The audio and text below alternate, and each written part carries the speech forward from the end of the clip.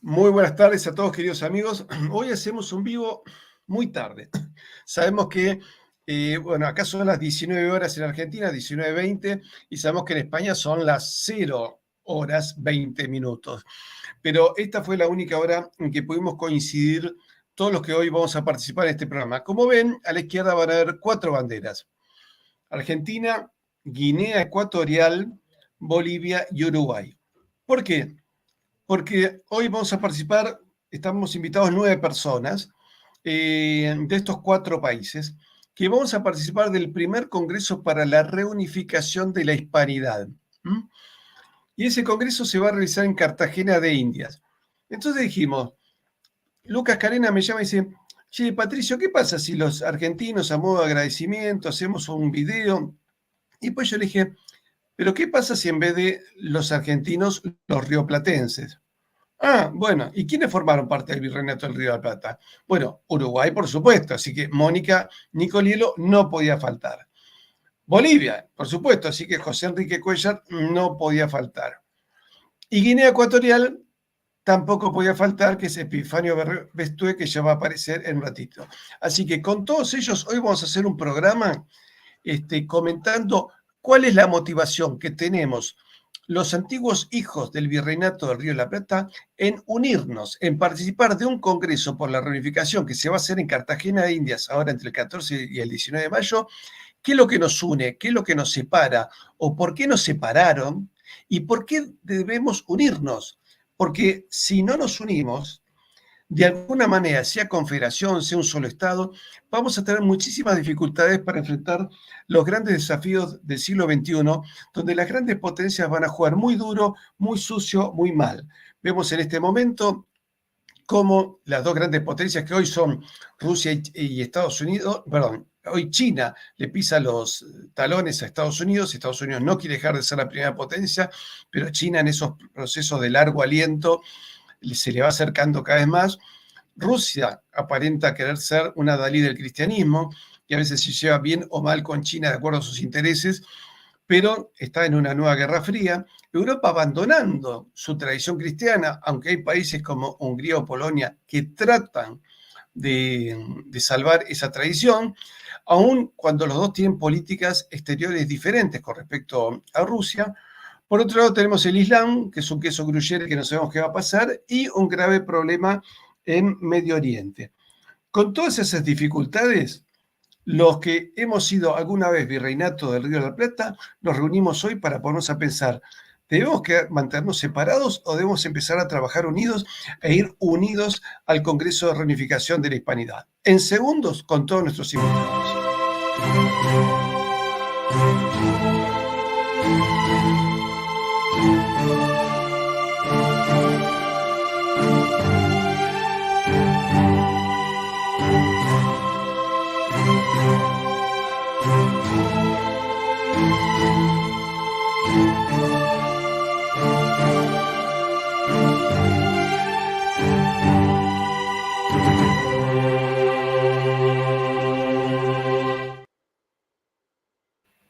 Bueno, no es la primera vez que hacemos algo juntos. Acá estamos mostrando el libro que escribimos entre 16 autores, Cartas Hispanistas al Rey de España, que lo pueden conseguir en Amazon. Y acá estoy con todos mis amigos. Mónica Nicolielo, historiadora del Uruguay, posiblemente la historiadora más importante, por lo menos del Río de la Plata, pero una de las más importantes en lengua castellana, que nos honra con su amistad. Pablo Dávoli, de Uruguay, perdón, de Rosario. Lucas Carena, también de Rosario. José Enrique Cuellar, de Bolivia, Alto Perú. Sergio Mesa, de Buenos Aires. Y Epifanio Berrueste, de Guinea Ecuatorial, la primera vez que nos juntamos con varios amigos y que juntamos a todo el Río de la Plata. Epifanio, muchas gracias desde África por sumarte a este vivo. Muchas gracias, don Patricio, y buenas noches a todos. Algunos que nos están viendo decir, ¿pero qué hace un africano con historiadores que tienen que ver con el Virreinato del Río de la Plata? Bueno, para los que no lo saben, y lamentablemente son muchos, cada vez que lo digo en televisión abierta en Buenos Aires me miran, ¿en serio? Guinea Ecuatorial formó parte del Virreinato del Río de la Plata. Ahora, a diferencia de que los bolivianos, paraguayos, uruguayos y argentinos desconocemos esa historia. Mónica me corregirá y José también si estoy equivocado, pero en líneas generales la gente lo desconoce.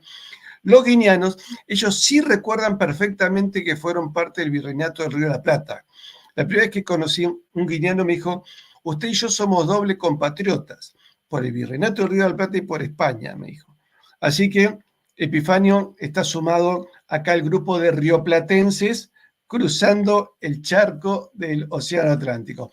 Bienvenidos a todos y el tema de hoy es por plantearnos cuál es la importancia de este Congreso de Reunificación y por qué participamos tantos rioplatenses en este Congreso. Mónica, por ser la dama, te damos el primer lugar. Bueno, muchas gracias Patricio y encantada de conocerlo, Epifanio. De hecho, yo me vine a dar cuenta de la conexión estando en España, en la Biblioteca Hispánica, donde encontré guineanos, ecuatoguineanos, y encontraba una forma muy parecida de ser entre los uruguayos y los ecuatoguineanos o guineanos de ecuatorianos, no sé cuál es la expresión que prefiere. Pero encontraba una forma muy parecida de ser. Incluso me llamaba la atención el acento, que me parecía similar. Y bueno, al tratar de interiorizarme de a qué se debía toda esa compatibilidad, esa empatía, eh, vine a enterarme con lujo de detalles de la conexión que había entre el Virreinato de Río de la Plata y Guinea, y que además una expedición que tenía el mandato de hacer la toma de posesión de Guinea después que Portugal la cedía a España, esa expedición había salido de Montevideo. Bueno, y todos los detalles de la misma fue realmente muy, muy motivador conocer eso, nuestros vínculos con África. Bueno, entonces, sí, los consideramos a ustedes hermanos y parte del Virreinato de Río de la Plata, y de la misma manera que todos en nuestros países, repúblicas independientes actuales, fueron parte de una unidad jurídica, administrativa y política, pero que estaba organizada de manera que todas las regiones eran complementarias. Hoy en día nos encontramos con una situación muy difícil porque cada uno de nuestros países funciona como tapón del otro. Y voy a poner el ejemplo de Argentina, que es el que tiene mayor tamaño. Argentina tiene una superficie comparable a la Unión Europea, pero, por ejemplo, tiene dificultades para una salida por el Pacífico, porque se encuentra con Chile tapándose la salida al Pacífico. Y por el lado del Atlántico, que podríamos pensar que es más fácil, sin embargo, una cosa que llama la atención es que el Río de la Plata está dividido en jurisdicciones, de las cuales una parte es de Argentina, la otra parte es de Uruguay, pero cuando Argentina quiere sacar su producción, tiene que pasar por aguas jurisdiccionales de Uruguay, con lo cual entra en la soberanía de otro país, cuando podríamos todos compartir aguas, es decir, soberanía marítima, y que nuestros puertos fueran considerados puertos francos para sacar la producción de donde fuera más conveniente. Esto le pasa también a Bolivia. Bolivia, la región altoperuana, la potencia minera de siempre, es un estado que está taponeado por otros a la hora de sacar su producción, cuando antiguamente no era así, si sacaba su producción al Pacífico por Tacna y Arica. Entonces, lo que estamos viendo es una división política que no refleja los intereses de los pueblos. Los pueblos están divididos, como en el caso también de África, están divididos a pesar de tener vínculos culturales, étnicos en común. Nosotros, por ejemplo, las distintas regiones que tiene el Uruguay, la región de Salto es casi la misma que Concordia y que Entre Ríos, y me comentaba una colega uruguaya, como por ejemplo, ella está haciendo un curso y el organizador del curso, que es un entrerriano, le había dicho que tenía una tarifa diferente para los extranjeros. Y ella me dice, ¿cómo yo, como uruguaya y salteña, puedo ser considerada extranjera por un entrerriano? Entonces, la división política nos ha separado de una manera que, Patricio sabe, yo he comparado con el muro de Berlín. Es decir, el Uruguay es una Argentina oriental y la Argentina es un Uruguay occidental y estamos separados por un río, una frontera que se fijó de forma artificial. Entonces yo creo que la reunificación es fundamental para potenciar nuestro desarrollo. Tenemos que ser economías complementarias y en ese sentido los grandes logros anteriores del pasado son un poco nuestra imagen para poder avanzar en el siglo XXI. Bueno, nada más, muchas gracias. Creo que ha sido clarísima y a mí me gustaría que Pablo, que es un fuerte analista de temas internacionales, nos dé también su opinión y cómo valorás vos este primer Congreso de Reunificación de la Hispanidad. Bueno, ante todo, buenas noches y muchísimas gracias por la invitación. Y la verdad es un honor compartir con ustedes este momento, este diálogo. Mirá, primero debo confesar que me sorprendió gratamente la invitación y desde ya que es algo que es una invitación que me honró y celebro la moción. Lo veo, digamos, como más que pertinente, más que oportuno y no solo eso, sino que incluso como algo imperativo, necesario en grado sumo. Yo creo que hay que reivindicar el concepto de hispanidad, más allá de si utilizamos ese término que es más tradicional o podemos hablar con un neologismo, o podemos hablar de hispanósfera. Pero en definitiva tenemos que reivindicar lo que en definitiva es, si tuviéramos que describirlo sumariamente, un ámbito común. Desde el punto de vista estrictamente humano o en el plano, digamos, en el plano sustancialmente humano, la hispanidad, si se quiere, puede ser definida como una suerte de raza del espíritu. De raza del espíritu en el sentido de una constelación de valores compartida, una constelación de creencias y una determinada imago mundi, es decir, una determinada imagen del mundo. También es un estilo de vida, ¿no? Al menos en sus rasgos o en su estructura fundamental. Y eso es compartido por todos los pueblos que componen esa hispanidad, sin perjuicio de sus particularidades nacionales. Esto también lo quiero dejar en claro. Claro, en el caso de Argentina y Uruguay se trata, sí, yo tengo la misma visión que Mónica, del mismo pueblo, y es cierto lo que dijo Mónica, aprovecho para introducir esta postilla, de que ha sido una maniobra de la diplomacia británica y de sectores dirigentes en nuestros respectivos países que no han tenido la visión suficiente o no han tenido la lealtad suficiente como para advertir que esa maniobra era para dividir, para balcanizar y también para que nos convirtiéramos en obstáculos mutuos, en vez de ser de ayuda mutua y de colaboración mutua. Termino con esto, la hispanidad no es solo eso, no es solamente una constelación de valores, un ethos compartido, un imago mundi compartida, sin perjuicio de las particularidades nacionales, sino que también es una misión histórica compartida que nos aglutina y nos congrega, nos conjuga a todos. Es un proyecto civilizacional en el cual cada una de nuestras respectivas naciones o comunidades nacionales encuentra plenitud de sentido, no solo contención. Es una familia de naciones, es una ecúmene y es una plataforma geopolítica, que muchas veces uno solamente piensa, bien decías vos, Patricio, y celebro que esté nuestro amigo de África aquí, siempre lo piensa en términos estrictamente americanos o a lo sumo de España o de la península ibérica más ampliamente, pero como plataforma geopolítica, en tanto plataforma geopolítica es un ámbito mayor. Y la presencia aquí de nuestro amigo lo pone claramente de manifiesto. Así que, muy brevemente, para no extenderme, es eso. Y bueno, desde ya que esto lo vivo con mucho entusiasmo y con mucha esperanza. Mirá, yo justamente algo que yo he visto que se ha perdido ahora como una oportunidad y creo que el Congreso va a servir para aclarar, hacer un documento, enviarlo a distintos gobiernos y embajadas. Acá me preguntan si han sido invitados embajadores. Creo que sí. Tengo entendido que el gobierno de España se negó a mostrar interés en esto. Vamos a ver si nos confirman tan mala noticia. Pero teniendo en cuenta el tipo de gobierno que hoy tiene España, es lógico que no apoye nada hispánico. Pero recientemente el Papa canonizó a Mamá Tula y la canonizó como primera santa argentina. Y yo creo que ahí se perdió una oportunidad muy interesante de reunificación espiritual, porque primero cuando ella nació en 1730 en la provincia de Santiago del Estero pertenecía al Virreinato del Perú, como pertenecía la Banda Oriental, lo que era la provincia de Montevideo, como pertenecía el Paraguay y el Alto Perú, y parte de Chile. Eh, y luego, cuando, bueno, en realidad todo Chile, ¿no? Y luego cuando ella muere, en 1790, muere en el Virreinato del Río de la Plata.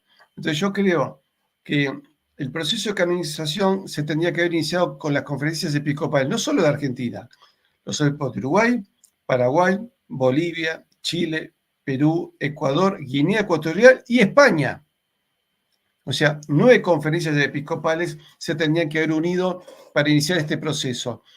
Y de hecho, para la canonización de Isabel la Católica tenemos que ser más de 20 países pidiendo lo mismo. Espero que en el primer aniversario, y algo que yo voy a proponer al Congreso, le pidamos a todos nuestros gobiernos y a las conferencias episcopales que para el aniversario de la canonización de Mamantula participen estos 9 países, estos 9 estados, porque en realidad somos países de un punto de vista jurídico, pero como patria es la misma, porque la verdad, ¿te acordás cuando recorrimos Lima con Pablo y Lucas? La verdad que una sensación de estar en el extranjero no teníamos. No es que decíamos, uy, che, qué raros son los tailandeses, los camboyanos. No, realmente veíamos, digamos, una actitud muy parecida. Nos sorprendió incluso que nos conocieran allá, pero y lo mismo nos pasó en España o nos pasó en Uruguay. Realmente un argentino no puede sentirse extranjero en Uruguay ni a palo, hay que hacer mucha fuerza para sentirse extranjero. Y los uruguayos acá en Buenos Aires, ninguno pasa, uy, mirá, encontré un uruguayo. Es como si dijera, uy, encontré un salteño, pero, ¿viste? O un patagónico, pero no es que uno se encuentra con una entidad cultural distinta, ¿no es cierto? Epifanio, ¿qué hora es en África? Se nos muteó Epifanio. Epifanio, vas a tener que desmutear tu micrófono porque no se te escucha. Pero, pero Epifanio debe tener un horario bastante diferente. Acá son las 19:36. Sí, sí, perdón. Aquí son a las 12 menos 23 de la noche. Claro, casi medianoche. Entonces, mira, te vamos a dar pie a vos por las dudas, no sea cosa que te nos duermas. Y Epifanio, mira que acabo de entrar en casa, bueno, hace rato, es la fiesta patronal Montserrat, hoy es el día de Montserrat. Entonces hay algunas localidades que lo festejan. Aquí es un país cristiano católico, entonces la provincia de Bioko Sur, Lubá, donde se llama Lubá, donde pisó por primera vez un español para tomar posesión de las islas que correspondía a España, que es el Felipe de Santos Toro y Feire, el séptimo conde de Argerejo, es el que primero pisó en el monumento que fue el Lubá, San Carlos de Lubá. Hoy en día se llama San Carlos, se llama Lubá a secas. Era la fiesta patronal de ese lugar. Fuimos allá después de la misa. Los sacerdotes hicieron una recepción porque es la patrona de la iglesia que tienen ahí, la capilla que tienen, Montserrat. Entonces ellos hicieron una recepción y después el gobierno, que es el ayuntamiento, también hizo su recepción a nivel oficial. Así que de ahí vengo y, y así ven. Pues respecto a la reunificación hispana, yo soy de los que desde el principio, cuando me habló don Patricio de ello, vi el movimiento, yo siempre he estado aquí apoyando, he estado aquí preparándome para venir. En caso raro que no me vean, será por algún motivo que es ajena a mi voluntad. Les digo que el gobierno de aquí apoya, de hecho están haciendo todo lo posible para que pueda conseguir venir aquí, pero pasa que el tiempo hace un poco corto y la burocracia es como es, por eso va un poco lento. Así que Guinea Ecuatorial es un país hispano, un país que reconoce a España como madre patria. Tal vez hay mucha gente que no conozca el tema del virreinato de Río de la Plata y otros virreinatos. ¿Por qué? Por la sencilla razón de que en clase, en los textos anteriores, no aparecía el tema del virreinato. De hecho, cuando yo iba a clase, nunca me hablaron de virreinato. Cuando ya me hice mayor y me hice profesor de historia, ahí empecé a descubrir el tema del virreinato del Río de la Plata, que los territorios, ese tiempo se llamaba territorio de España en el Golfo de Guinea, así se llamaba. Entonces, esto entra en manos de España en 1778, porque el Virreinato del Río de la Plata se creó en 1777, que todo ya sabéis, ya es como, vamos a decir, un disco rayado. Entonces, nosotros nos integramos en el 78 por el Tratado del Pardo, ya que se firmó dos tratados. El Tratado de San Ildefonso de 1777, en el que firmó José Moñino y Redondo, conde de Floridablanca, en representación de Carlos III, y el embajador portugués Sousa Coutinho, que fueron los que firmaron el Tratado de San Ildefonso. Pero había algunos puntos chuecos, vamos a decirlo así, y se tenía que esclarecer. Al esclarecer, ya pasó a ser, ¿cómo se llama? Tratado del Pardo de 1778, donde ya intercambiaban los españoles los territorios que tenían en América del Sur, en este caso Sacramentos, y mientras que Portugal cedía a Nobón y la isla de Fernando Po, porque ellos creían que esos territorios no tenían nada de beneficio. Pero hoy en día son los lugares que tienen los pozos de petróleo más grandes de la subregión. Entonces, ahora, ahora se está replanteando algunas cosas, pero yo creo que es muy importante unirse, reconocer los países. Por ejemplo, quiero visitar Colombia y que yo tenga un pase libre sin ningún problema.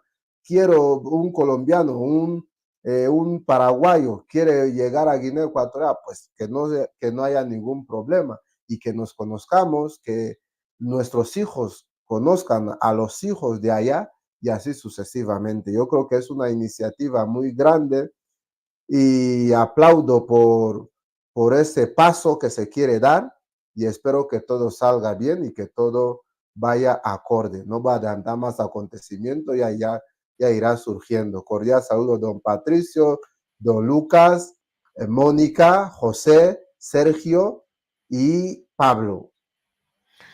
Te agradezco muchísimo. Vos sos muy activo en las redes.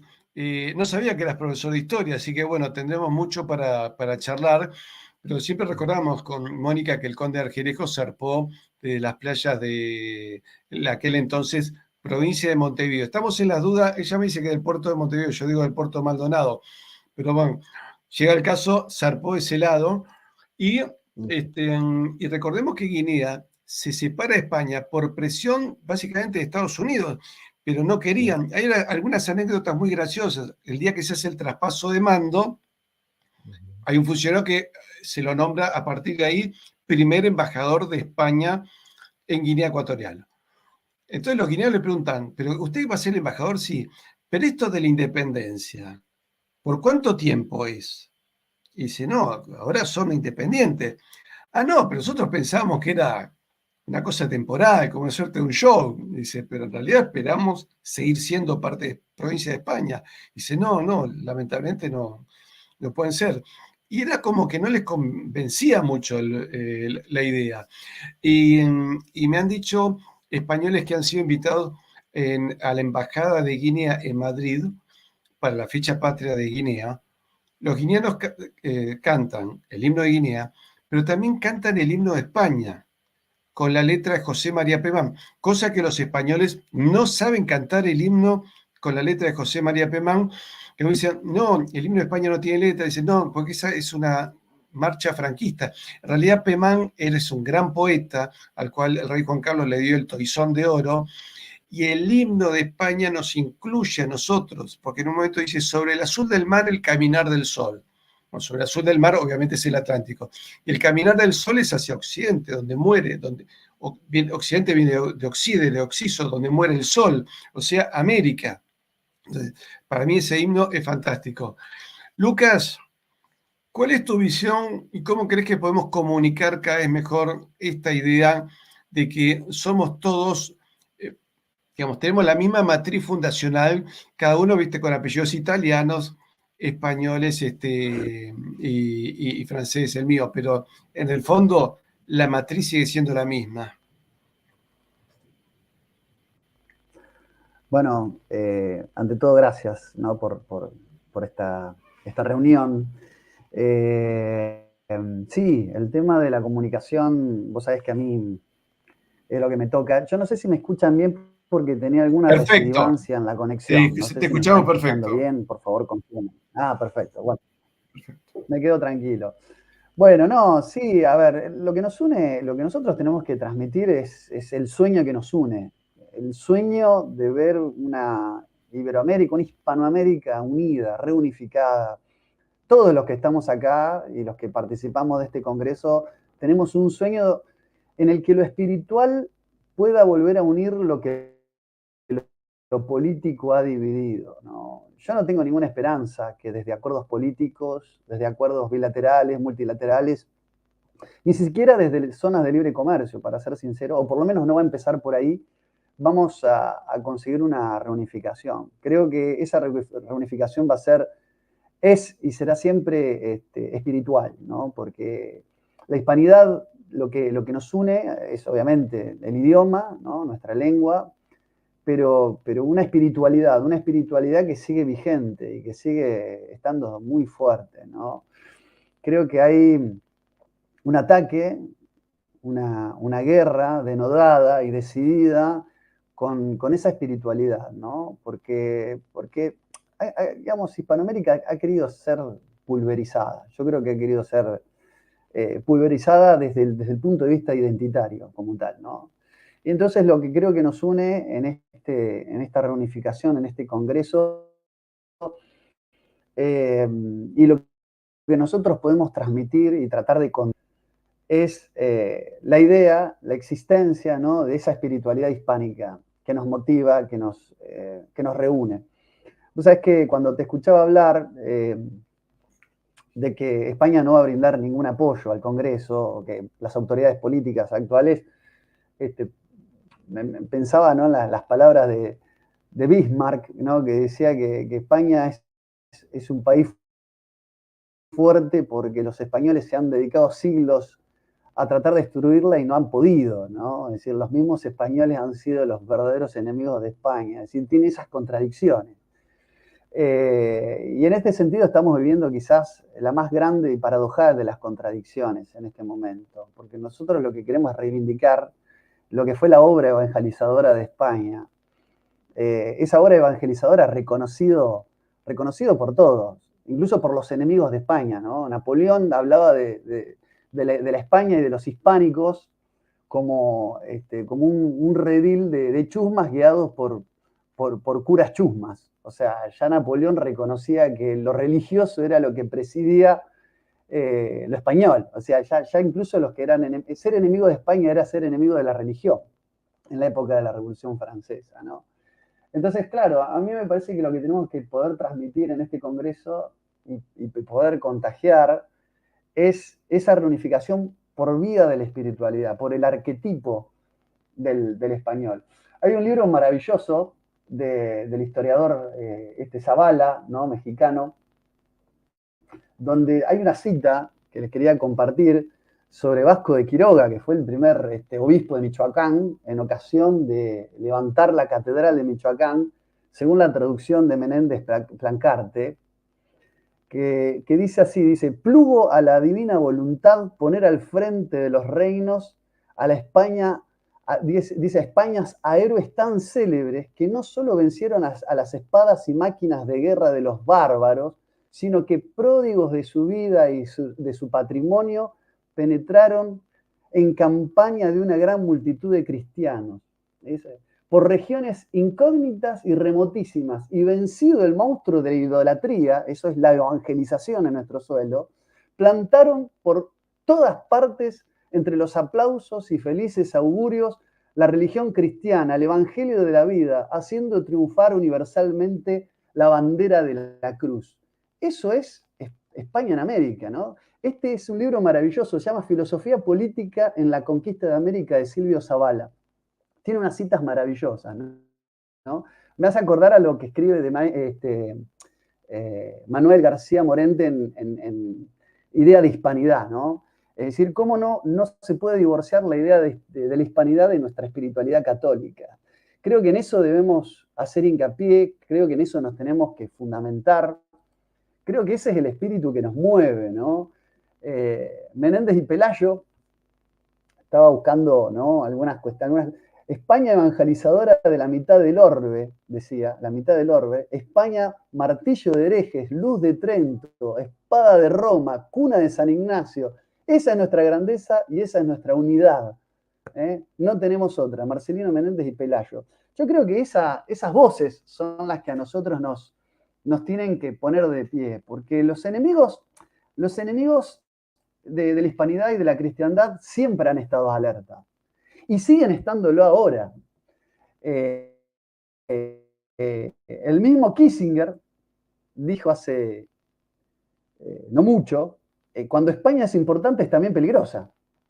Hablando de España con todo lo que eso conlleva, ¿no? Ese espíritu de España que está en nosotros, que vive en nuestro suelo, ¿no? Entonces, si vos me preguntás, Patricio, ¿qué es lo que nosotros tenemos que lograr en este congreso? Es poder transmitir ese ideario, ese talante, ese tenor, ese tamiz y ese espíritu hispanoamericano. Así que yo tengo mucho entusiasmo, en lo personal se lo transmití a Pablo y se lo transmito también a ustedes, en lo que se va a vivir en Cartagena de Indias y cómo esto va a ser el motor, ¿no?, la punta de lanza, ¿no?, el mascarón de proa para todo una playa de estudios, de investigaciones, pero que además siembren, ¿no?, y podamos cosechar frutos espirituales. Así que bueno, nada, por ahora esas palabras, ¿no? Ese es el ímpetu que le quiero dar, con el que yo estoy viviendo este encuentro, y que espero que todos los que estemos presentes también lo vivamos con ese entusiasmo. Lucas, cuando decías ese poema de Menéndez Pelayo, que termina siendo Cuna de San Ignacio, dice: si abandonamos esto, volveremos a los reinos de taifas. Y lo que nos ha pasado en estos 200 años es que nos hemos convertido en reinos de taifas absolutamente irrelevantes. Hicimos un programa con el profesor Tomás Pérez Bejo, y la conclusión que él tiene en su libro Elegía Criolla es esa: somos irrelevantes. ¿Cuál es el nivel de peso político que tenemos? Yo digo, si empezaran nuestras cancillerías a trabajar en conjunto, como la trabajan, por ejemplo, la Cancillería de Francia y de Alemania, que tienen prácticamente una política exterior en común. Incluso alguna vez el presidente de Francia ha representado al canciller alemán cuando no ha podido asistir a un evento. Yo siempre digo, supongamos que el presidente Bukele, digo Bukele porque es el país más chico de la hispanidad, me parece, tuviera que reunirse con el presidente Putin, ¿no?, el país más grande del mundo. Pero Bukele lleva la bandera de El Salvador y la Cruz de Borgoña, y lleva en la agenda no solo los temas bilaterales de El Salvador y Rusia, en una hipotética reunión, sino que de golpe lleva intereses de Uruguay, de Chile, de Colombia, y dice: no, porque trabajamos todas las cancillerías en conjunto y yo vengo con la representación de temas de 5 países. Entonces, en realidad le va a decir a Putin que el grande es Rusia, tiene 150 millones de habitantes. Dice: bueno, mi país tiene 600 millones de primos. Mi familia es grande también. Tengo 4 veces más cantidad de primos que usted. Entonces, yo creo que ya a cada presidente o eventualmente al rey de España lo mirarían con otro respeto. Supongo lo mismo, que el rey de España se tiene que reunir con el emperador de Japón y lleva una agenda, no solo España-Japón, sino que lleva intereses de Colombia, de Ecuador, de Honduras, de México, y se planta de otra manera. Es otro el peso específico. Cuando lo van a atender, a ver, tratemos de atenderlo bien y que no se ofendan, porque en realidad estos pueden descalabrar. Porque lo que pasó con la independencia, se descalabró el planeta en realidad. Nosotros creemos que ganamos la independencia. En realidad hubo un descalabro financiero a nivel mundial. Cambió el eje geopolítico, cambió nuestra moneda por un billete de papel, que fue la libra esterlina, y que significó la muerte de decenas de millones de hindúes y de chinos por el avance inglés en esos países, que antes estaban complementados con nosotros, porque hasta en la India circulaba el real de a8. Y significó la muerte de millones de hispanoamericanos que vieron destruido su futuro, que entraron en guerras civiles, que no se pudieron casar. Ecuador perdió el 90% de la población masculina, lo que tardó Ecuador en volver a equilibrarse. Los hermanos del Paraguay, que los hicieron pelear contra los hermanos de Bolivia. Nosotros mismos le hicimos la guerra entre uruguayos y argentinos al Paraguay, una guerra sin sentido. Y eso significó millones y millones de muertos, que hay que sumárselo al error estratégico. Pero ahora voy con dos amigos que colaboran muchísimo con mi canal y con el Congreso. Porque José y Sergio colaboran con el tema de sonido. ¿Vieron la croma que tengo atrás? Eso es mérito de Sergio. ¿Vieron la placa de hoy? Eso es mérito de José. Pero José es boliviano, pero nacido en Tucumán. Y recordemos que en la antigua otrora provincia de Córdoba del Tucumán nació el general Gutiérrez de la Concha, que fue el general más condecorado del ejército de España.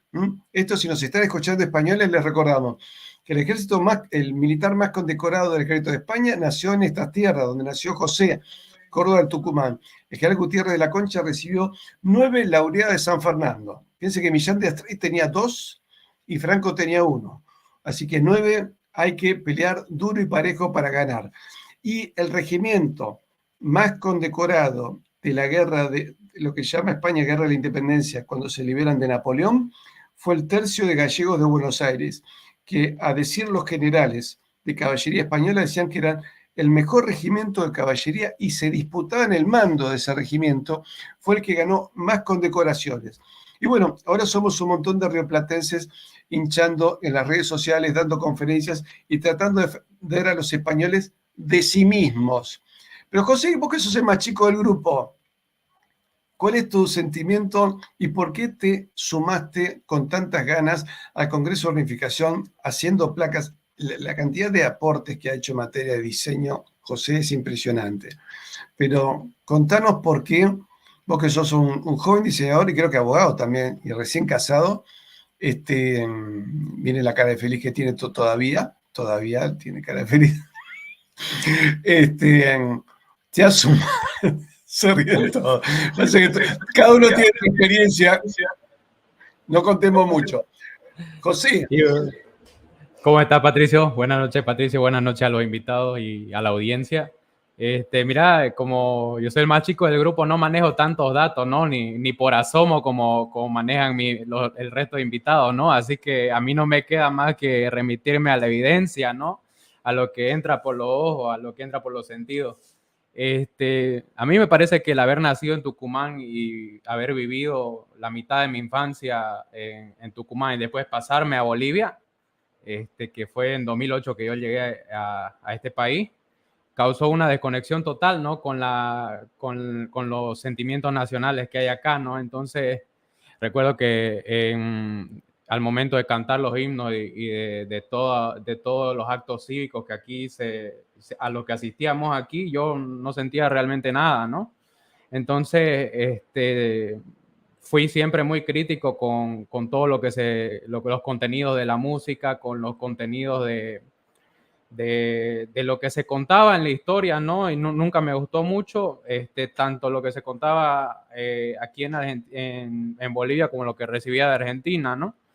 Entonces esa desconexión parece que fue un gancho para que yo pueda llegar al pensamiento hispánico, que es el que manejo, y hoy le debo confesar que me siento muy gustoso de haber escuchado las ponencias que me antecedieron, ya que me parece que estamos muy orientados en el mismo espíritu, ¿no? Que es ese espíritu de evangelización que evocaba en su poema Menéndez Pelayo, que es el de la doctrina católica, ¿no? Y yo creo que es la doctrina de Santo Tomás de Aquino, ¿no? El realismo. Yo les comparto ahora unas líneas que muchos la deben conocer, que es el himno no de Bolivia, pero sí de Santa Cruz de la Sierra, una ciudad que está al lado de donde yo vivo. Yo estoy en Santísima Trinidad, pero este es el himno de Santa Cruz de la Sierra, justo al lado. Y miren nada más cómo empieza: bajo el cielo más puro de América, y en la tierra de Ñuflo de Chávez, o sea, está entregando esa tierra, ¿no? al conquistador Ñuflo. Y unas líneas más adelante nos dice la España grandiosa, condado benigno. Aquí plantó el signo de la redención. Cuando nosotros escuchamos esas palabras, vemos que el espíritu que anima esa letra es un espíritu católico, ¿no? Porque nos está hablando en pleno himno de una redención y de un conquistador español, ¿no? Un católico. Entonces, si uno ve eso que está plasmado y vigente, como decía Lucas, y que es el espíritu, como decía nuestro amigo Pablo Davoli, que es el que nos une, y al ver, como les decía, la bandera que tiene cromada aquí atrás Patricio, esa bandera no tiene en sí misma un sentido de español como un puro idioma, sino que en esa bandera está plasmada sangre de cristianos, ¿no? Sangre de un apóstol, sangre apostólica. Entonces, más allá del idioma, yo coincido mucho en todas las ponencias anteriores en que lo que nos une es la fe y la doctrina de la iglesia, ya que a través de ella podemos hacer una economía y una política realista, ¿no? Siempre que escucho yo los resúmenes y los análisis de la economía que tenían nuestro virreinato, veo que es un análisis que está lejos y apartado de toda ideología, ya que en un territorio se está estructurada la economía de un orden, justo al lado tiene otro orden, entonces una ideología que es un molde que está destinado a hacerlo a rajatabla así, no funcionaría, ¿no? Es compatible con lo que ha sido en la historia de España, ¿no? Y de todos nuestros países. Entonces, eso es lo que a mí nunca me cerró al mirar la historia de Bolivia, al mirar la historia de Argentina, y al no tener, ¿no? ese tan arraigado ese nacionalismo, ya sea desde Argentina o de Bolivia. Entonces yo lo que hice fue remitirme a lo que enseña la iglesia, y en esa apologética que estuve ejerciendo, también me tocó toparme con la leyenda negra, ¿no? Entonces, a través de todo ese bagaje fue que llegué al pensamiento hispánico, pero siempre poniendo por delante no el habla de español, no el idioma español, sino la fe que fundó ese reino, ¿no? Eso es lo que yo he visto a lo largo del tiempo, y en este congreso tenemos una oportunidad de mirar hacia el pasado, y tomar lo que sirvió, y que sirvió de una forma maravillosa, ¿no? Tanto que fuimos potencia y que fuimos un país posicionado en el orbe, y no fuimos insignificantes como somos muchos países ahora, ¿no? Una cita que siempre traigo a colación, que es el norte, a mi juicio, de lo que debemos hacer, como poniendo la mira en este proyecto, es una cita del Papa León XIII, me parece, si no me equivoco, y nos dice, no se levantará la sociedad si la iglesia no pone los cimientos y dirige los trabajos. No, la civilización no está por inventar, ni la ciudad nueva por construir en las nubes. Ha existido, existe, es la civilización cristiana, es la ciudad católica. No se trata más que instaurarla y restaurarla sin cesar sobre sus fundamentos naturales y divinos, contra los ataques siempre nuevos de la utopía malsana de la revolución y la impiedad. Omnia instaurare in Christo. Esta es la carta Notre Charge Apostolic. Y eso es lo que debemos hacer, y esa es la oportunidad que tenemos en este congreso de utilizar esta punta de lanza, ¿no? Para poner poner un golpe sobre la mesa con todos los países unidos y decir, aquí estamos y esto es lo que vamos a hacer para solucionar todos estos desafíos que tenemos de cara al futuro. Eso quería compartir, Patricio.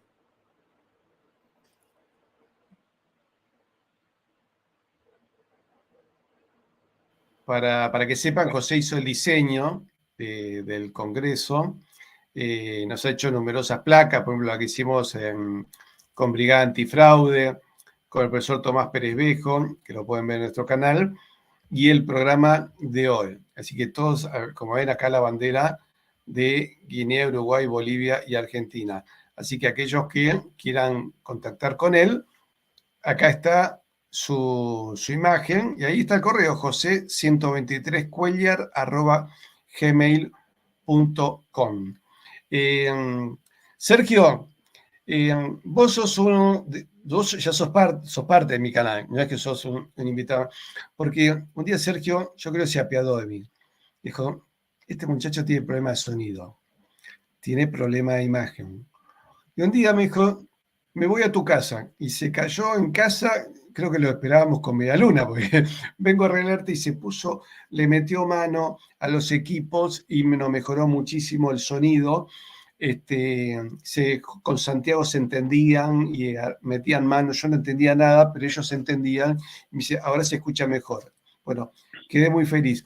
Me dijo, la verdad que las banderas que pones atrás, muy desprolijo, y un día se cayó con la croma y acá la tenemos. Y le dije, che, vamos a hacer el Congreso de Reunificación. Y es uno de los que más impulsa y estamos tratando de, si él puede llegar a ser incluso, tener una participación más importante del tema del sonido para asegurarnos ese tema. Pero Sergio, ¿qué es lo que te ha motivado? Porque vos sos docente, das clases en un colegio parroquial, tenés que lidiar con los problemas que hoy tienen los chicos que tienen un vacío cultural enorme. Yo soy de una generación, soy más grande que vos y tuve la suerte de tener la educación que en su momento fue la mejor educación que tuvo todo el continente americano, desde el sur hasta Canadá. Pero la generación de mis padres era mucho más culta que la nuestra todavía, ¿eh? Y a veces, ya sea que nuestros padres fuesen profesionales o no, pero uno nota en las personas mayores que todavía eran más cultas. Hoy vos tenés que lidiar con chicos que tienen una confusión en la cabeza enorme. ¿Cómo llevas adelante la defensa de nuestra civilización con esos chicos? ¿Y cómo es que te sumaste al Congreso? Bueno, buenas noches. Gracias por la invitación. Saludos a todos. Mira, mi camino inició, antes de contarte un poquito de eso, en la búsqueda de tratar de entender qué nos sucedió y qué sucede. Primero, viste, desde nuestro país y luego en la región. Y desde hace mucho tiempo estamos en una situación donde nunca terminamos de volver a levantarnos. Por ahí inicié. Yo, como dijo Patricio, soy profesor en una escuela secundaria. A su vez soy técnico, productor técnico, relacionado con espectáculos, la organización concretamente, y llevar adelante ese tipo de trabajo como para resumirlo. Y por otro lado, me toca estar en clases con adolescentes que tienen un promedio de 16 años, tratando de transmitirles por un lado el conocimiento y en paralelo a eso, invitarlos a que sean más críticos, a que se cuestionen, a que piensen, partiendo desde ese lugar. Yo desde el lugar en el que me puedo parar, que es donde me siento más cómodo y estoy más preparado, es desde lo técnico-artístico, desde lo cultural. Y lo que me propongo es justamente tratar de trabajar para volver a poner en valor nuestra cultura, revalorizarla, me hago esa aclaración, o sea, poder volver a ponerla en valor. Y tratando no tanto de ser incisivo, sino de mostrarles un camino, compartirles contenidos, compartirles desde el arte, música, que pueda transmitir valores, que pueda transmitir nuestra cultura, que la pueda contar, que pueda generar arraigo, sentido de pertenencia, que solo se puede generar conociendo. Y básicamente desde ese lugar tratar de romper con esa idea de que venimos de una cultura pobre, vetusta, sin contenido, o de la que mucha gente reniega, pero creo que reniega por desconocimiento, por ignorancia.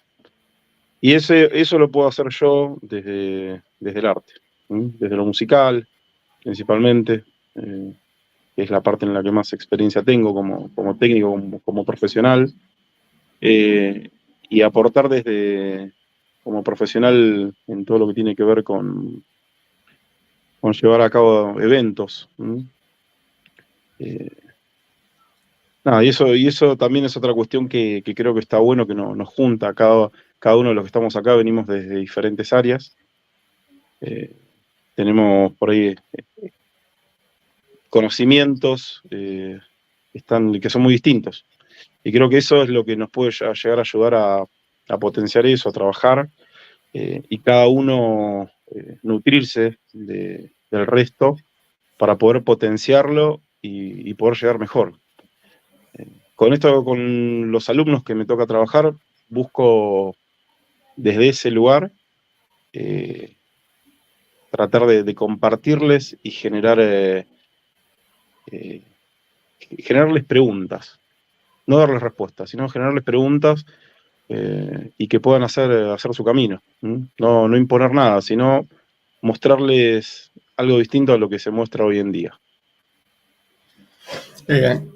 Sergio, ha sido clarísimo. Y yo me parece que de alguna manera esto inquieta a determinados poderes y debemos tener algo realmente profundo, porque cuando hago algún programa dedicado básicamente a la unidad, aparecen un montón de trolls, ¿no? Uno que dice, no, yo admiro más, uno que tiene la bandera argentina, admiro más a Estados Unidos y al Reino Unido.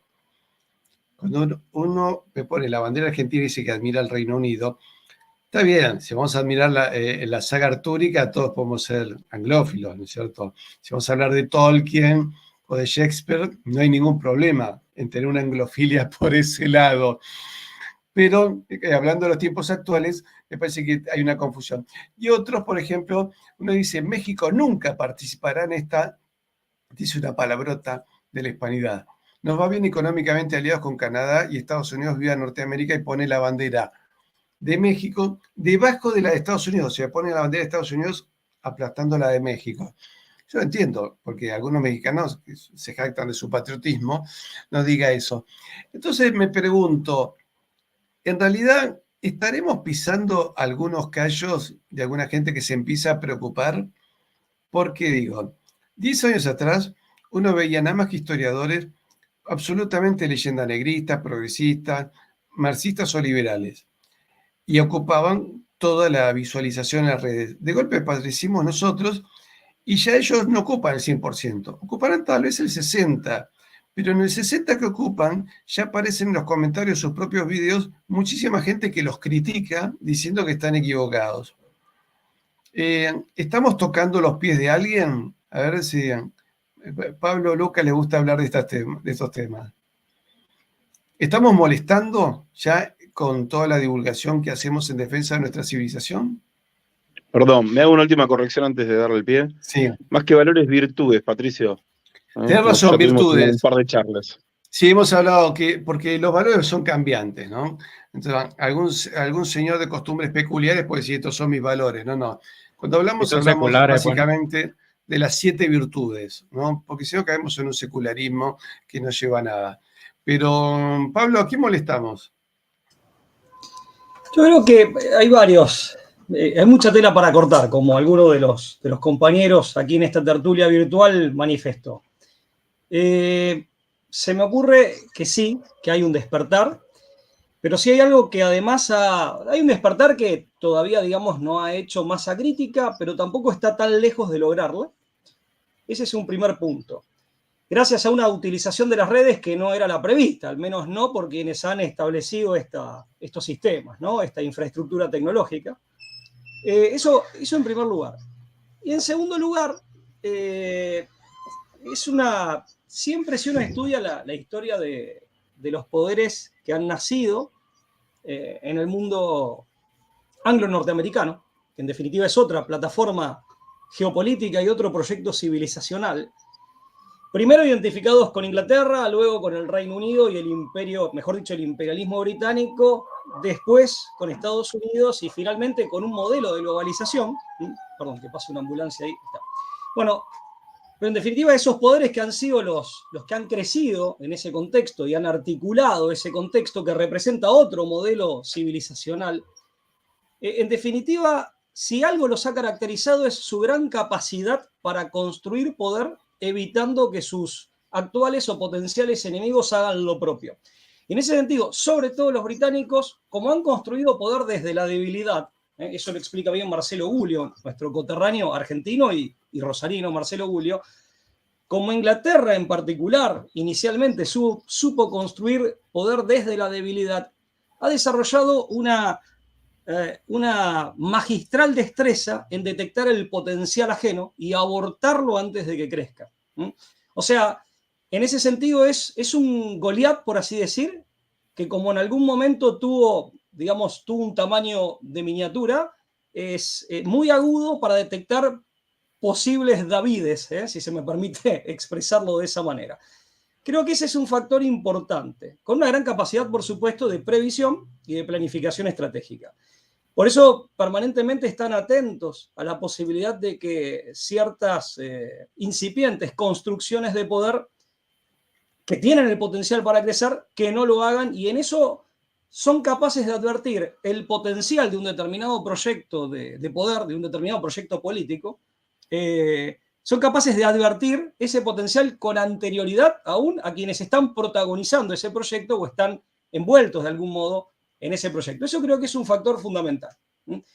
Me imagino que hay otros, seguramente hay otros, pero creo que ese es fundamental. Y agrego uno más, y le dejo la palabra a Lucas, porque hay mucho más para agregar, pero como un aporte que hago, también es cierto que el rey está desnudo y es muy difícil mantenerlo por mucho tiempo más oculto, sin que nadie delate abiertamente esa situación. O sea, estamos en un contexto de crisis, con un orden mundial que de orden tiene solo el nombre. O sea, como todo sistema o como todo estado de situación eminentemente injusto y sustentado no solo sobre intencionalidad aviesa o sobre intenciones aviesas, sino sobre concepciones que son eminentemente falsas o erradas, es profundamente inestable.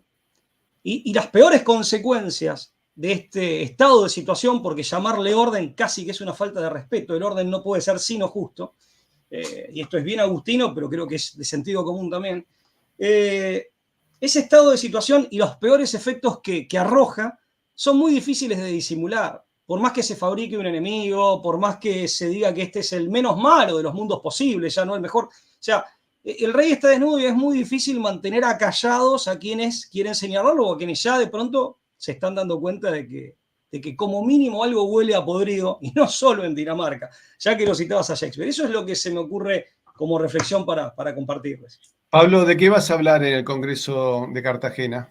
Mirá, voy a hacer una especie de mini presentación, en realidad no es presentación, es mini resumen de mi penúltimo libro, que está vinculado a la temática de la hispanidad, es Leviatán y el Imperio Dormido.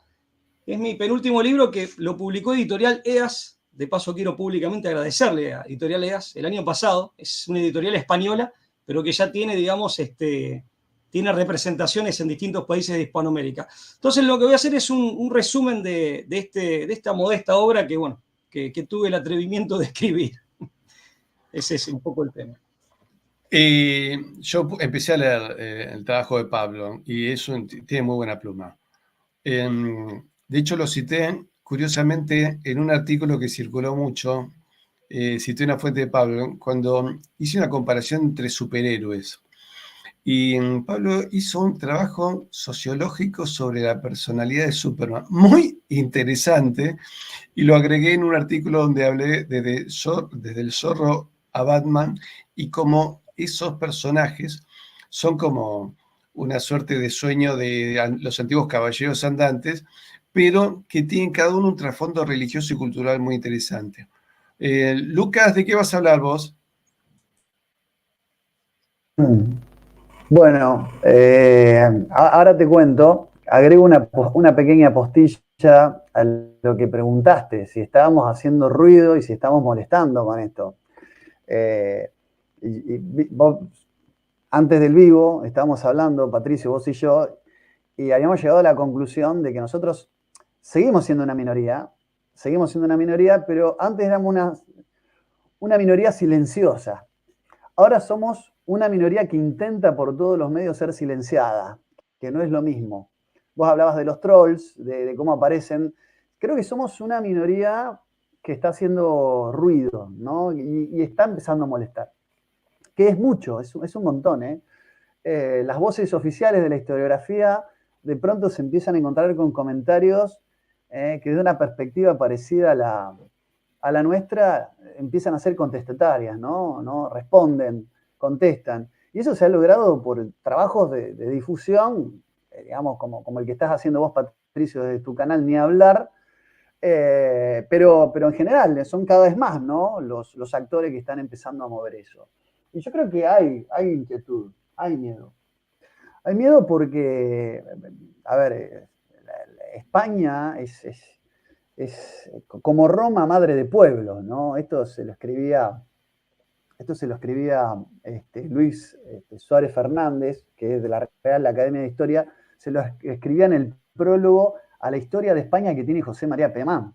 ¿Viste? Nosotros nos acordamos de José María Pemán como poeta, pero tiene un libro sobre historia de España que se llama Historia de España contada con sencillez, que pretende ser una breve historia de España, pero que tiene como 420 páginas. Es un libro maravilloso. Y efectivamente, es decir, el temor que tiene, obviamente, el imperialismo británico, la anglosfera, es que resurja esa España madre de pueblos, como madre de pueblos. O sea, en el prefacio le escribe una cosa maravillosa. Le dice: España ha sido como Roma madre de pueblos. De ella nacieron las corrientes que hacen, como años después recordaría el Papa, que la mayor parte de los católicos al dirigirse a Dios lo hagan en español. Recuerda eso. Hoy la mayor parte de los católicos cuando se dirigen a Dios lo hacen en español gracias a España. La historia de España se torna incomprensible cuando se prescinde de América. Fue allí donde echó raíces y muy profundas, atrayendo lo que las culturas indígenas tenían de valor a fin de convertirlas, al igual que estaba haciendo con las personas que las componían. De ahí llega esa nueva imagen del mundo capaz de romper los horizontes. Pemán la vivió en el divino impaciente, acaso porque su vivencia estaba asociado íntimamente a los lugares donde partió Colón, ¿no? Esto lo escribe Luis Suárez Fernández, Real Academia de Historia, en el prefacio que hace al libro de José María Pemán, Historia de España contada con sencillez. Esto de la España como madre de pueblos molesta, ¿no? Y además las raíces están echadas acá en América, y me parece que ahí es donde hay que hacer foco, ¿no? Cuando vemos que empezamos a molestar y a tener miedo. Le tienen más miedo a la hispanidad contada desde América que contada por los propios españoles, ¿no? Sí, porque tiene que ver con el despliegue, con los frutos que podrían estar cosechando. Vos sabés que con Patricio y con Pablo estamos haciendo nuestro trayecto, nuestro recorrido por el doctorado en filosofía, y un poco mi proyecto de tesis va dirigido a estudiar la ideología, ¿no? La ideología no tanto como, digamos, esa construcción idílica que se despega de la realidad, ¿no? Como falsa conciencia, diría el marxismo, o no la ideología como esa cuestión que se contrapone a lo real, ¿no? Como se ha tratado de entender a la ideología, ¿no? Sino como la construcción de un discurso. Entonces, en el trabajo de la construcción discursiva, cómo se puede instalar una idea, yo voy a hacer una serie de reflexiones. Tengo pensado eso, primeramente, no descarto también preparar alguna otra cosa, pero cómo se ha forjado y cuáles son los basamentos de la leyenda negra. Es decir, cómo se nutre y de qué se nutre la construcción de la leyenda negra contra la hispanidad. ¿Cuáles son los elementos, los lugares comunes? ¿Cómo se ha armado desde el punto de vista discursivo, que es un poco mi especialidad, la leyenda negra para ser luego inoculada, para ser luego metida en el imaginario colectivo? Voy a ir por ese lado, ¿no? Así que bueno, esperemos que sea un aporte es decir, tenemos que romperla, para lograr la reunificación tenemos que romper lo que nos divide, que es la leyenda negra. Estoy seguro que sí. Mirá, una vez hablamos con María Elvira Rocabareda sobre un libro que encontré, y le conté, lo tenés, sí, también, El Antejovio, que es un libro que ya habla difama a España en el siglo XV, creo que es. Y lo escribe un soldado que dice, ve esta gente que está diciendo estas cosas, que ocurrieron en Flandes, o acá, o allá, pero no ocurrieron nunca, jamás hicimos estas barbaridades que están diciendo. Y lo escribe un hombre que está indignado con el discurso que le están inventando, y España nunca supo contraatacar. O sea, fíjate que lo que estamos haciendo por el momento es a la defensiva.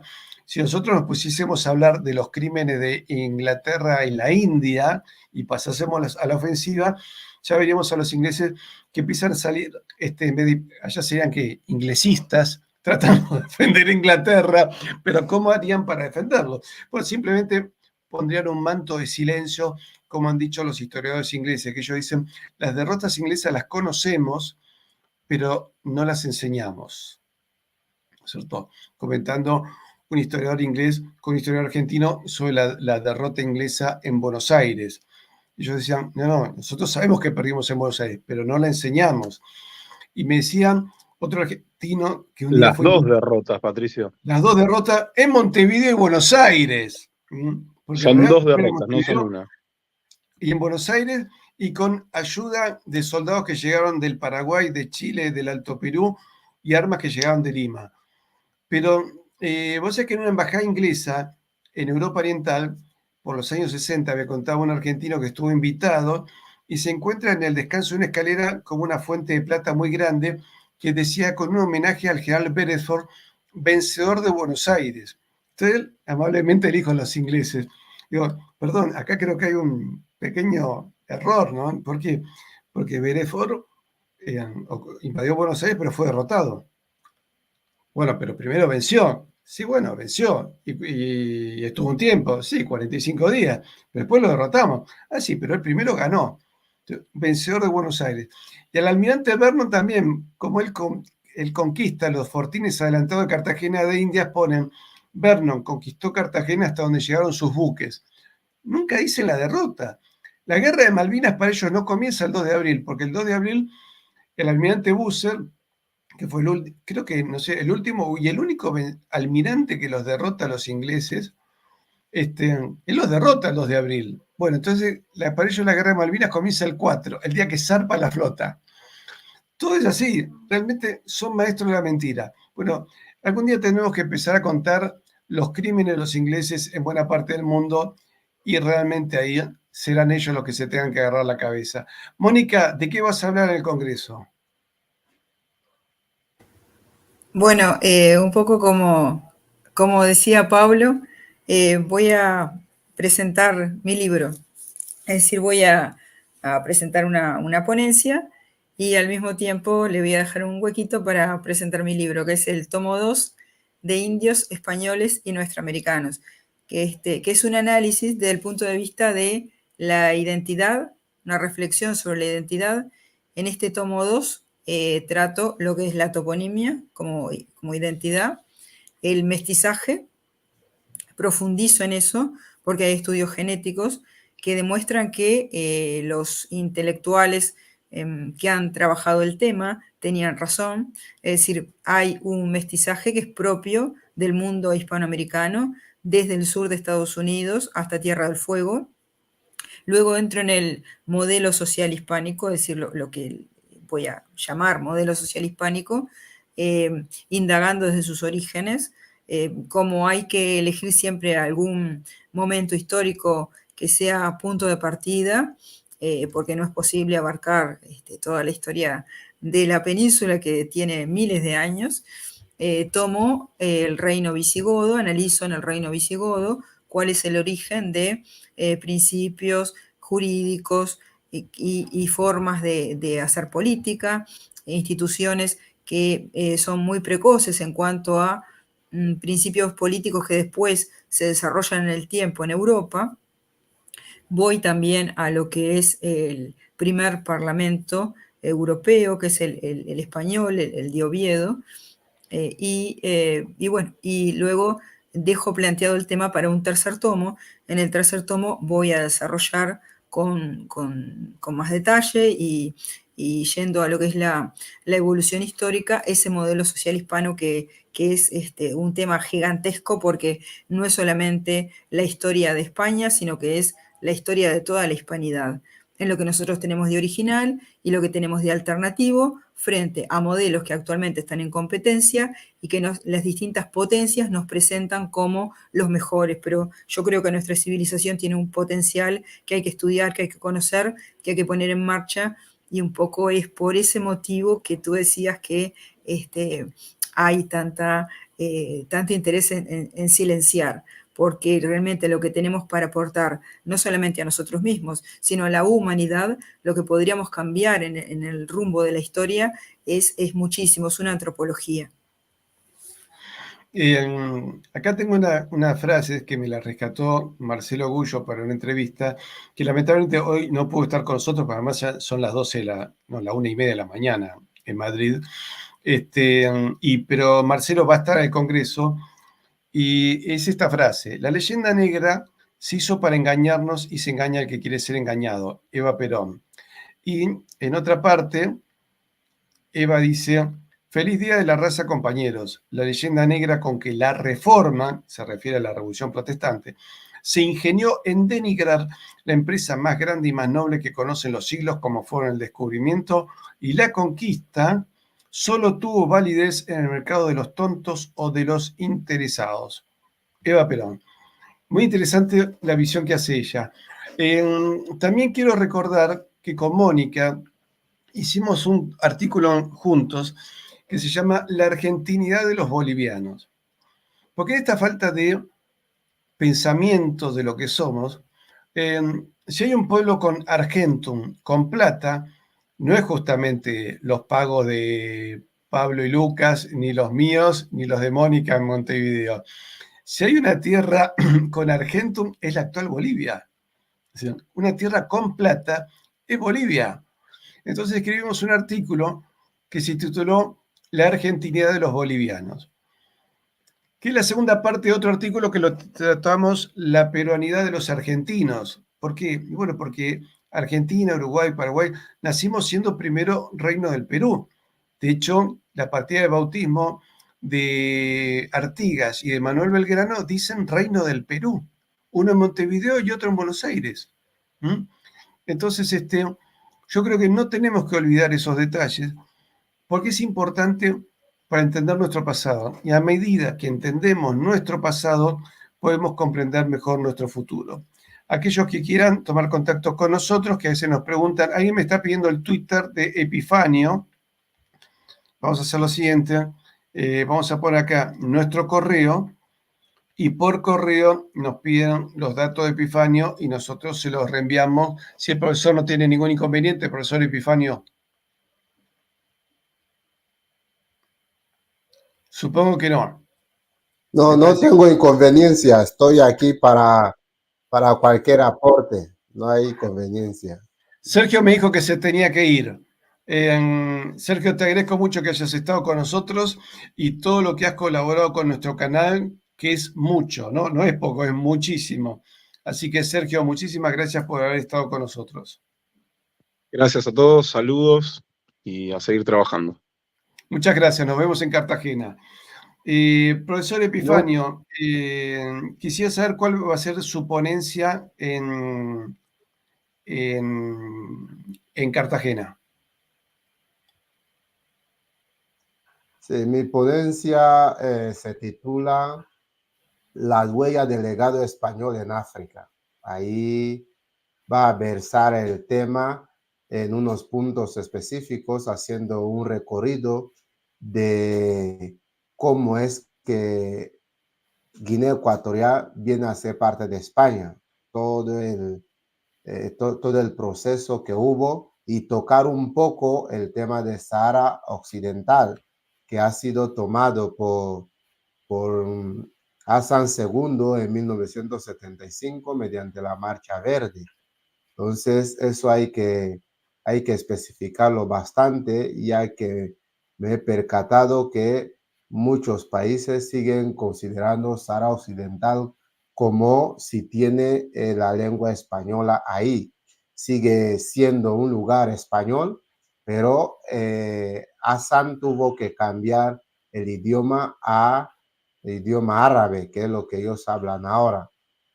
He tenido la suerte de hablar con uno de ellos mediante Zoom y estamos hablando al respecto porque esa persona estaba ya en Guinea Ecuatorial, trabajaba en una empresa de construcción de puertos, entonces vio mi canal y ahí empezamos a platicar. Estaba en Annobón, entonces yo ya estuve aquí en Malabo. Ahí hablamos un ratico y así quedamos. Entonces quería hacer un poco, matizar un poco esos puntos y hacer ver también el apoyo que tenemos para la reunificación de la hispanidad. ¿Por qué? Por la sencilla razón de que al ser el único país de habla hispana en África, es bueno tener la presencia ahí y dar un poco, decir el por qué eso está ocurriendo.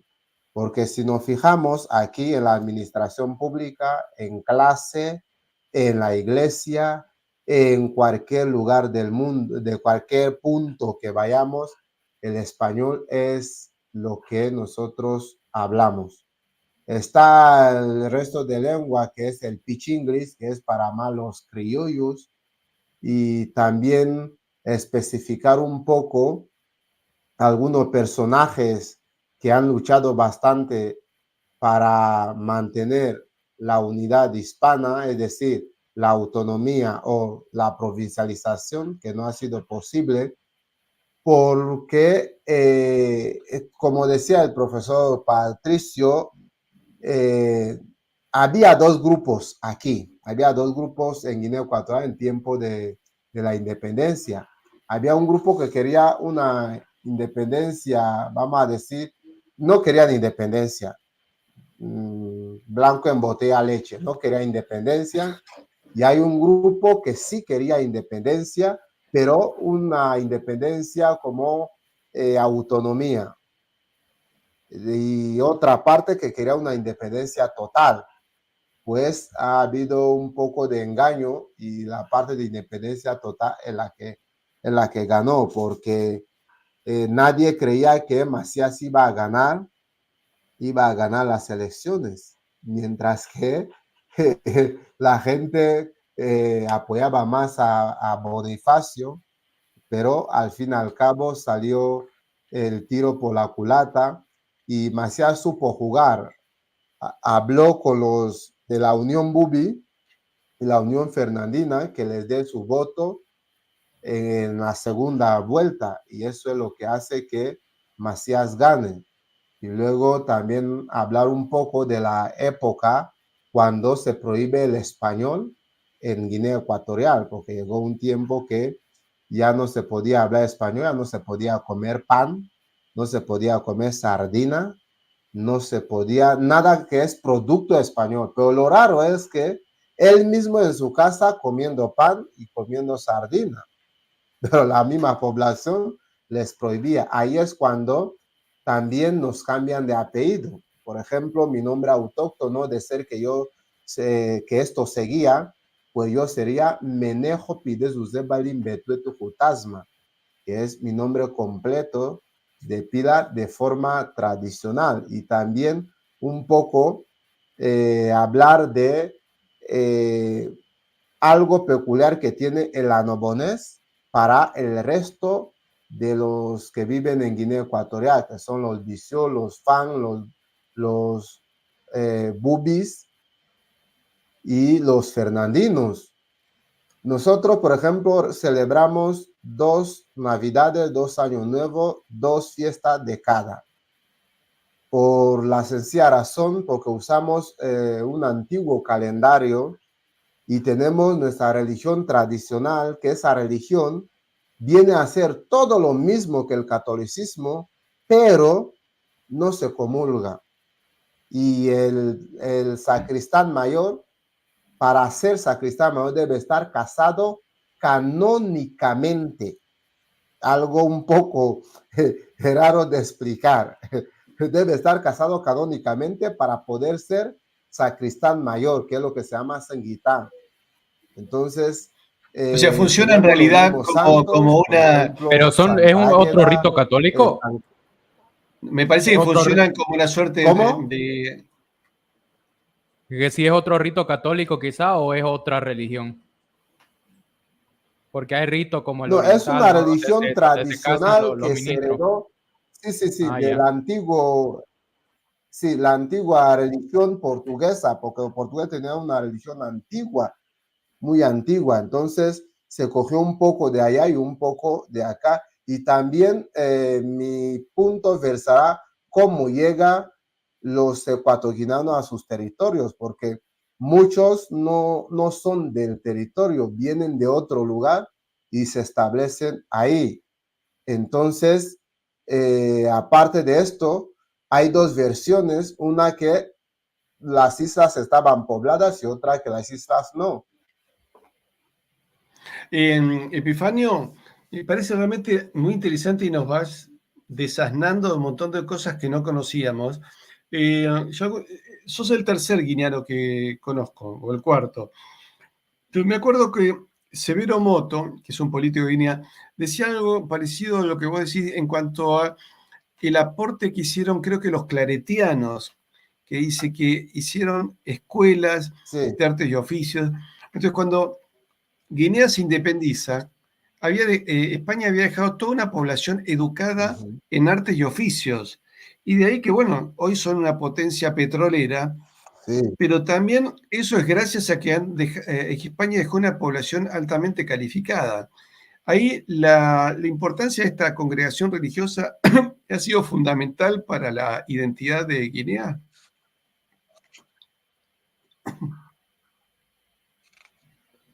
Epifanio. Sí, cuando España se va, deja infraestructura, deja... Sí, ¿me escuchan? Perfecto, perfecto. Decías que deja infraestructura. ¿Me escuchan? Sí, te escuchamos. Me parece que no nos escucha. Después Sí, la veo. digo que España dejó legados aquí. Por ejemplo, ¿Sí? Sí, te estamos escuchando, Epifanio. ¿Te escuchamos? digo que España dejó legados aquí. ¿Me escuchan bien? Perfecto, seguí, por favor. Sí, sí. Decía, sí. Ah, ok. Digo que España dejó legados aquí. Saben que era la época también de los reyes bubis. Sabe que España se centró más en la isla de Bioko y algunas partes de la región continental.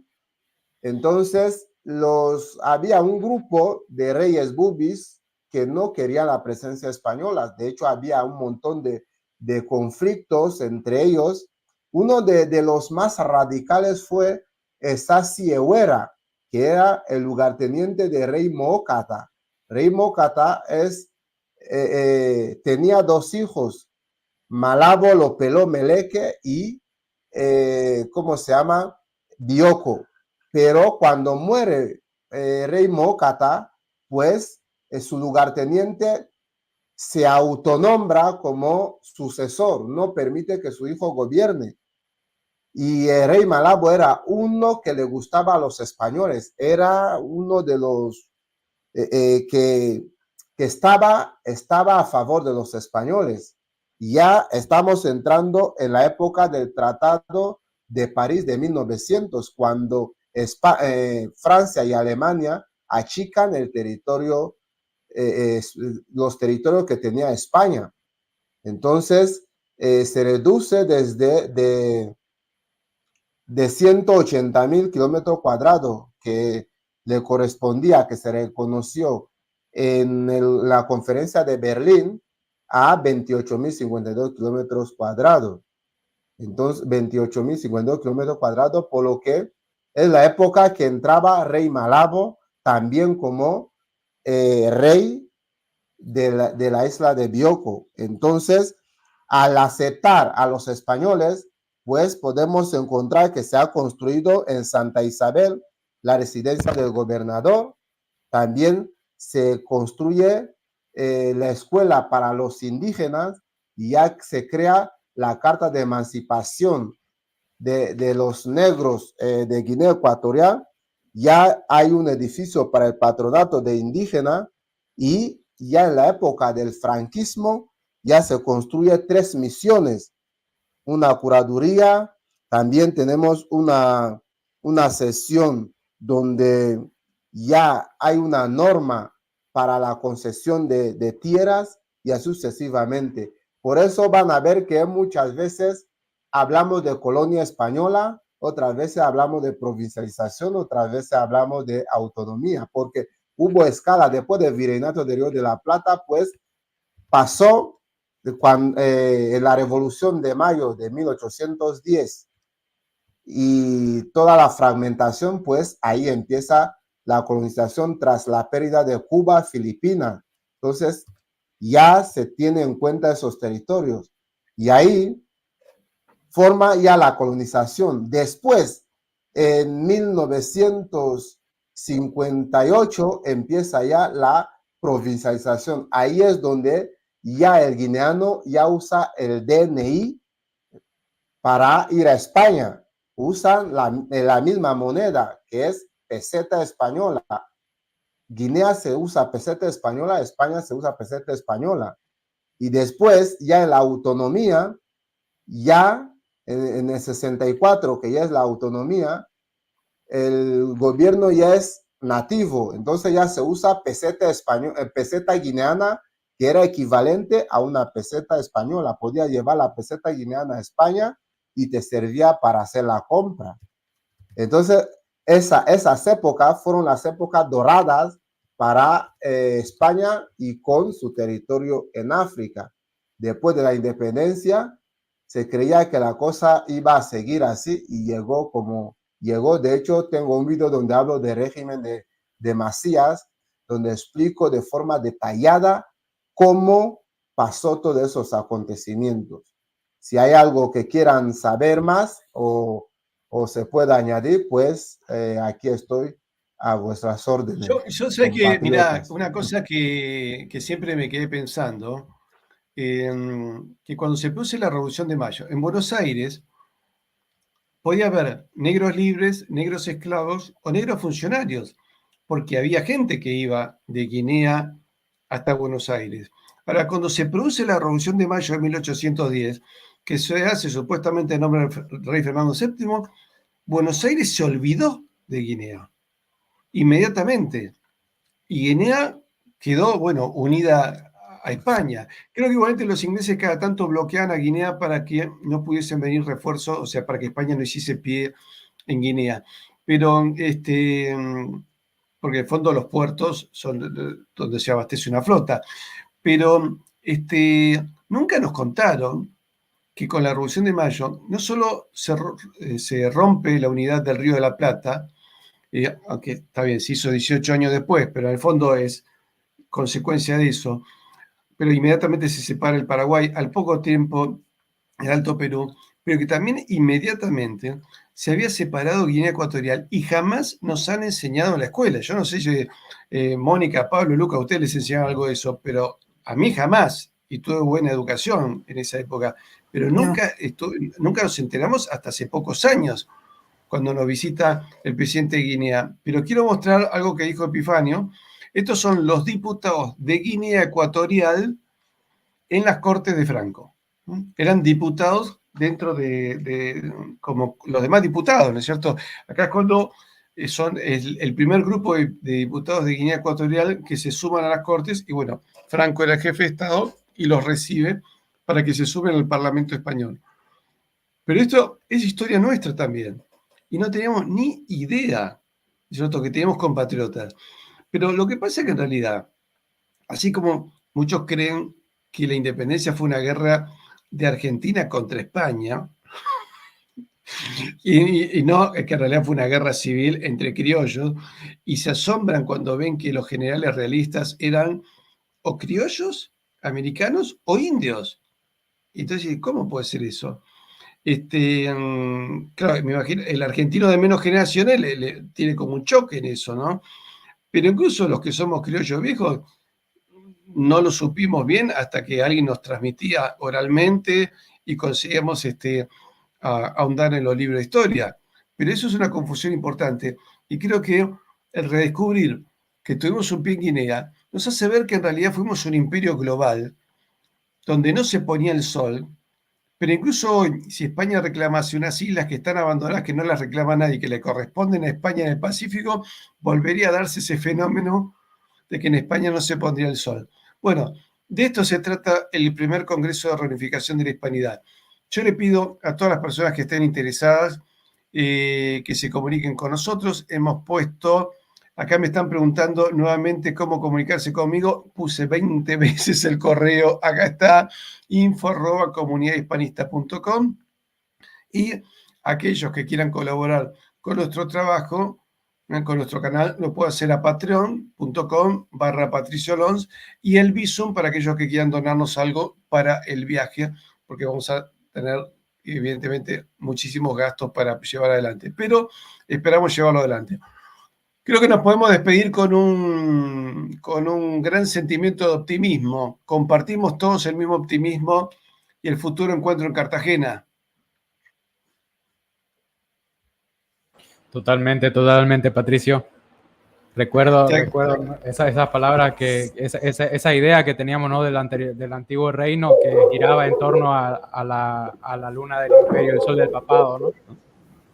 Y esa es nuestra esperanza. Y así es. Miren, quiero compartir con ustedes una imagen.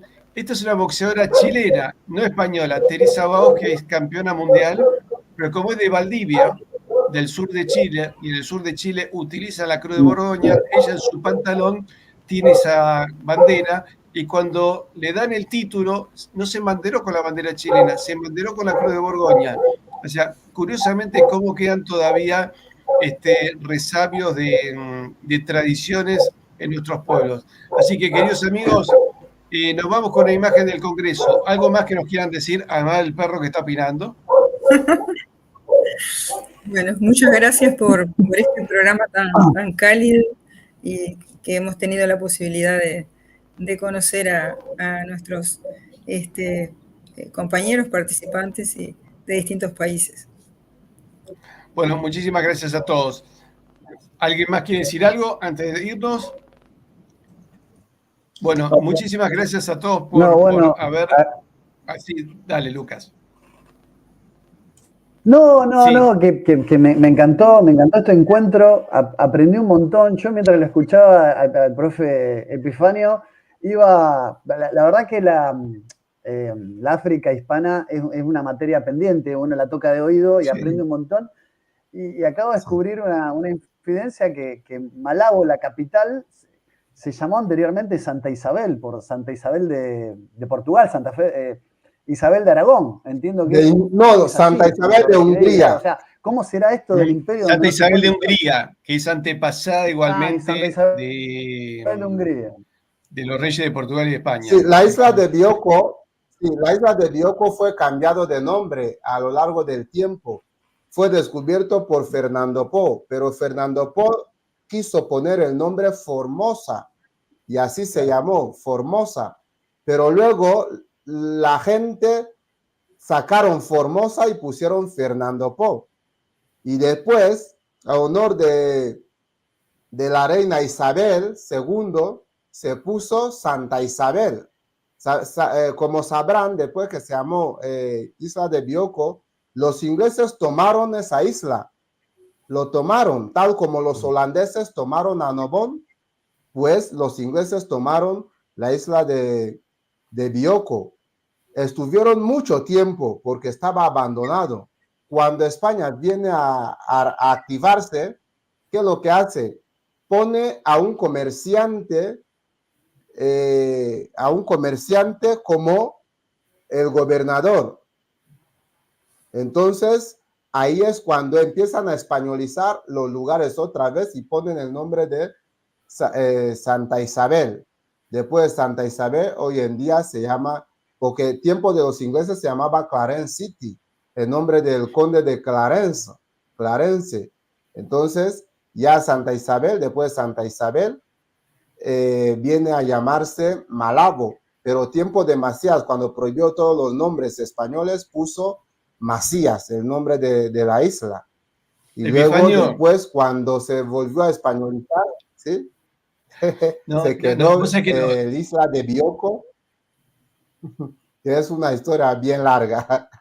Epifanio, realmente conoces muy bien tu historia y tu tradición y nos has dejado con un entusiasmo. Creo que cuando nos encontremos en Cartagena te vamos a sentar en el medio y te vamos a tironear un brazo cada uno para que nos cuentes toda esa historia, porque realmente es descubrir en vos un hermano perdido, porque lo que estamos descubriendo es eso, un hermano que no sabíamos y alguien dice, che, mira, este hermano habla como vos, piensa como vos, ¿pero dónde es? No puede ser. Sí es. Vamos a los papeles. Uy, es cierto, es un hermano. Epifanio, te mando un gran abrazo, Lucas, Enrique, Pablo, Mónica, un beso enorme y nos estamos viendo en Cartagena, Indias, entre el 14 y el 19 de mayo. Acá les dejo la imagen a todos y ya saben, si les gustó nuestro programa, póngale me gusta, eso es muy importante, nos ayuda muchísimo, no cuesta nada. Compártalo con sus amigos, eso puede costar un poquitito más. Y realmente, si se sienten identificados con nuestra civilización, suscríbanse a nuestro canal. Muchísimas gracias.